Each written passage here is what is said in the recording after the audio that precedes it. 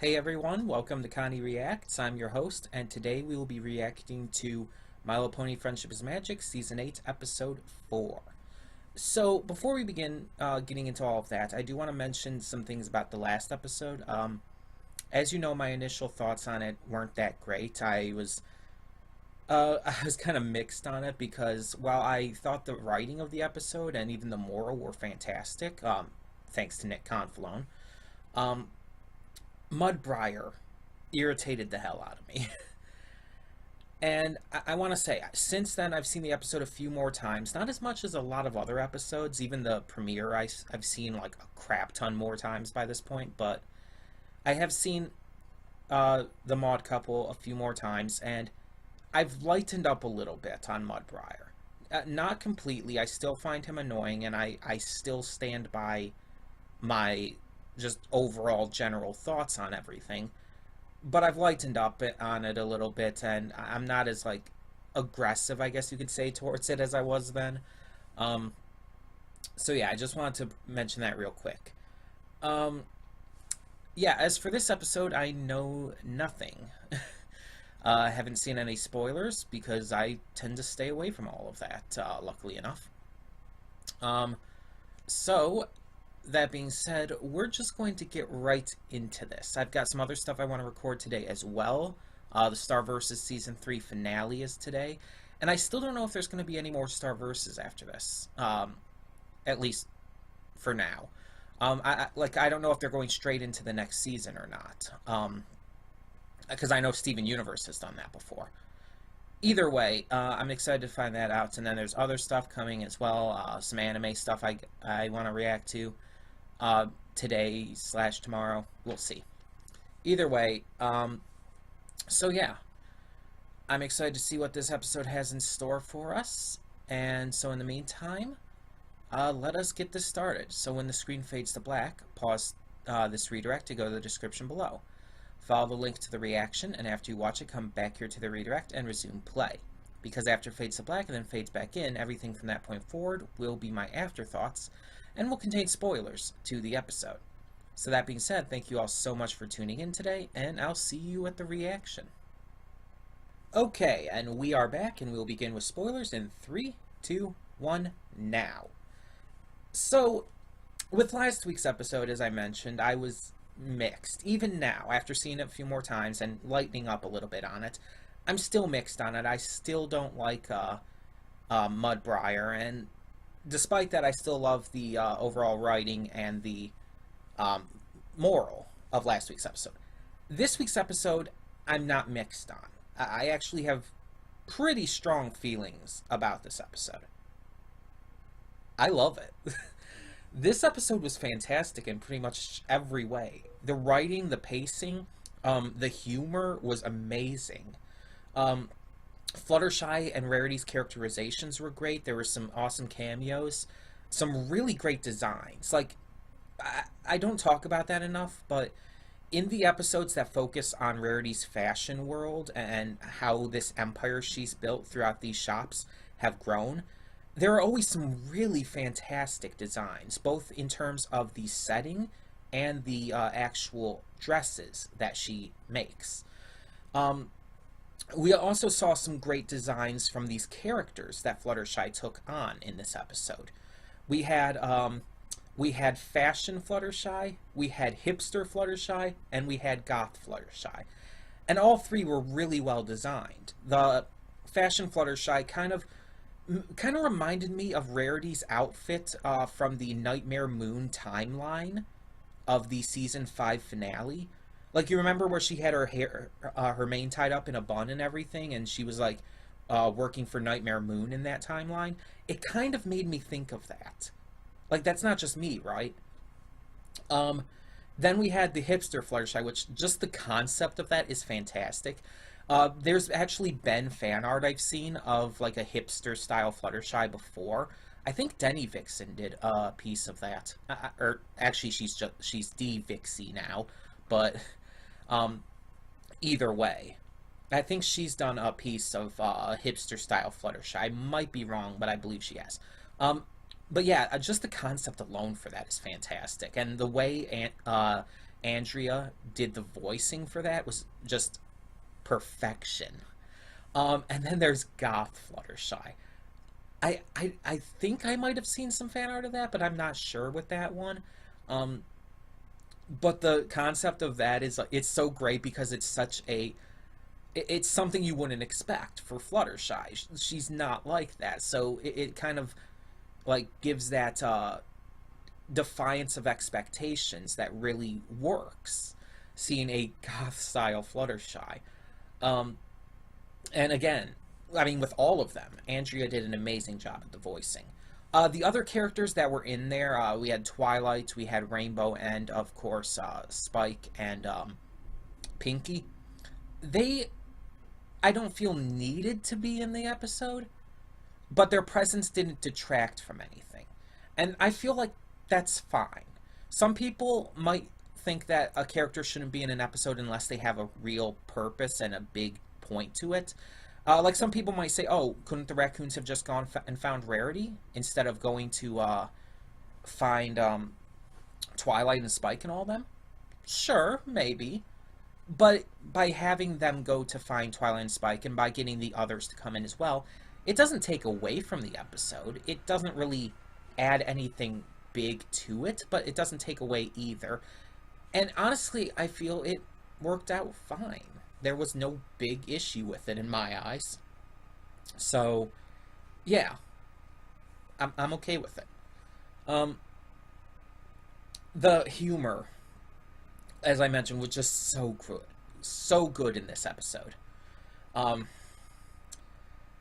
just the mere concept of Fluttershy taking on these character roles was hilarious, and the way they were done, the way they were performed by Andrea, and just in terms of the animation and art style, it really just worked. It just was funny.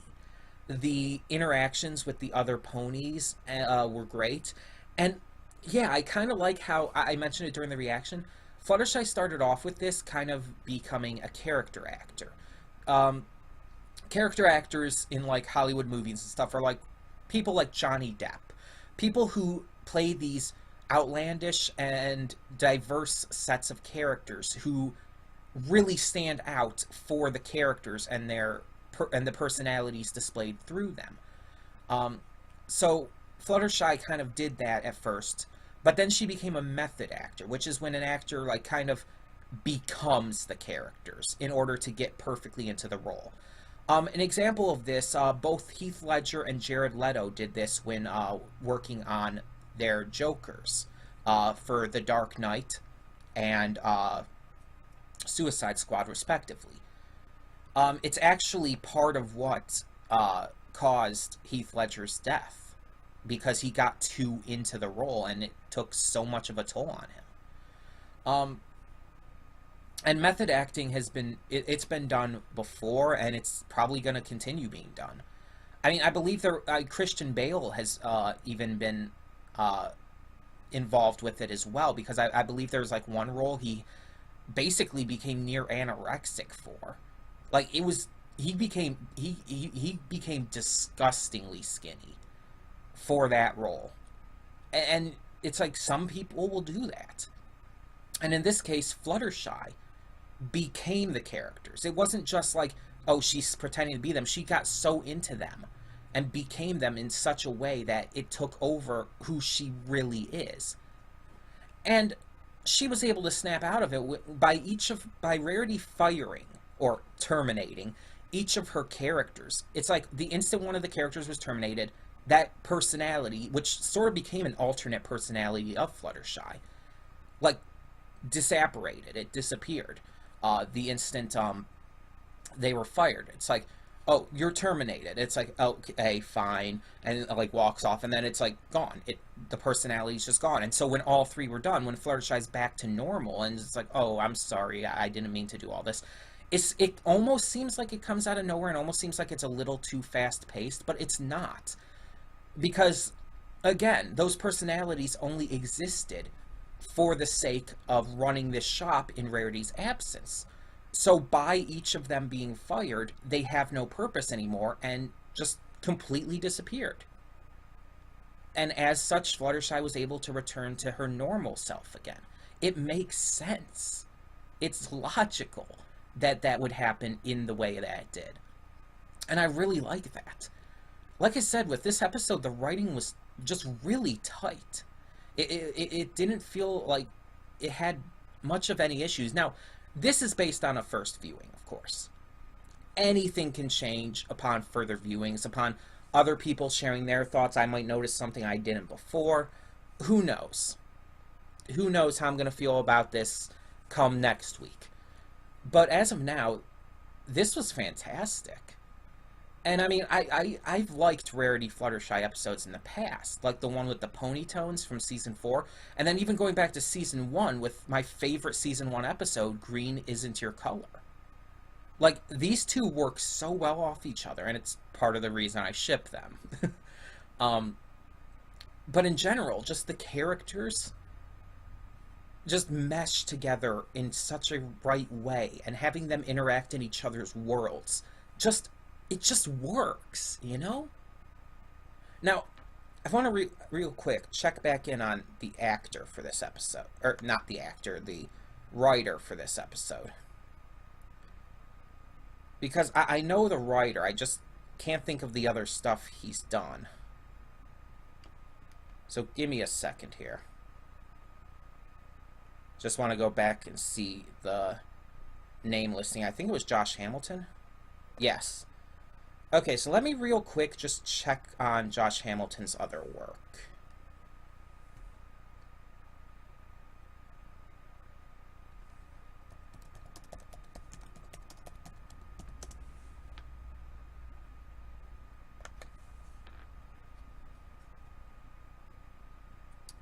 Okay, I found the IMDb page, so just let me load this up.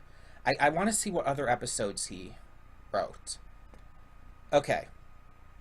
Secrets and Pies. Really? That was an episode I didn't like, actually. Triple Threat.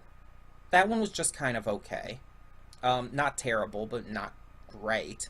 And Parental Guidance. Another one I didn't like. Okay, so he wrote 2 episodes I wasn't a fan of. One that I was just kind of meh on. This is the first episode he's written for the show that I really like. Wow, okay. Oh. Okay. I'm looking at some of this other stuff he's written, too. He's written episodes for Voltron Legendary Defender, Legend of Korra. Oh, including some really good ones from Legend of Korra. And Avatar The Last Airbender, he was a staff writer for. In fact, he was staff writer on Sozin's Comet. He wrote Ember Island Players. He was assistant to the writers on a few episodes as well. No, assistant to writers on 40 episodes. Staff writer for 21. He's done a lot. Holy cow. Okay, so he seems to have gathered his, he seems to have, like, how do I put it? He's hit his stride, I guess you could say. This is his best episode on MLP for sure. And this is kind of like the quality in comparison to the show that I would expect from someone who wrote on Avatar, Legend of Korra, and Voltron Legendary Defender. Much more so than his other episodes. Let me go over that real quick, exactly why I didn't like the other ones. Because some of you who are new here might not have seen my reactions on the old channel before it was deleted. So Parental Guidance. I didn't like Parental Guidance because of Rainbow Dash's parents. They were way too overly obnoxious. And the fact that the episode tried to paint Rainbow Dash as being wrong for getting upset at them. It tried to say that Rainbow Dash was wrong and that she should apologize to her parents and accept their overbearing nature. Because she had gotten upset and angry at them for being completely overbearing and just, honestly, in some ways, insane. No, Rainbow Dash was completely in the right in that episode, and the fact that it tries to paint her as wrong just comes off as really wrong to me. Then there was Triple Threat. Triple Threat was just kind of there for me. Again, it wasn't bad, but I wouldn't call it great either. This was the one that had Spike trying to entertain both Ember and Thorax at the same time, and he was trying to keep them away from each other because he was afraid they'd start a war with each other's races. um, yeah, it wasn't a bad episode. It didn't have any big issues, but at the same time, it's like it's not the episode that I tune back into and watch over and over. Um, it doesn't hook me in as much as some other episodes, and it doesn't really do anything that's great, as I mentioned. And then there's Secrets and Pies, which my main issue with was that the lack of communication between Rainbow and Pinky in the episode felt wrong. It felt like it didn't fit with the characters, as well as the fact that the characters seemed a little bit out of character as well. Rainbow Dash, her actions in Secrets and Pies, just, it didn't feel like Rainbow Dash to me. And Pinky was, it wasn't as bad with Pinky as with Rainbow Dash, but she felt like she just went off, like Josh wrote her in a direction that kind of stereotyped her, and okay, a better word for it, flanderized her character. She felt like she was flanderized. She felt like that Josh Hamilton took one part of her character personality and ran with it. Not that there weren't a little other few quirks in there, but you get what I'm saying. It just felt a little too one note and a little too extreme for that note. But yeah, this episode was great. Like, I can't really find anything to complain about. So yeah, I really loved this, and it's definitely something I'm going to be excited to watch again and again. Tell me in the comments below, though, how you feel about this episode, which I think was called Fake It Till You Make It. Tell me your thoughts on Fluttershy's alternate personalities. Tell me what you think of the just fantastic character interaction between Fluttershy and Rarity, as well as the great designs in this one. Tell me your thoughts down below on all of that and more, and thank you so much for tuning in. For now, I'm Connie Royal, and I'm signing off. See y'all next time. Don't just live for tomorrow, or just live in yesterday. Just be glad for all you have that's in today. And though you've come through many obstacles,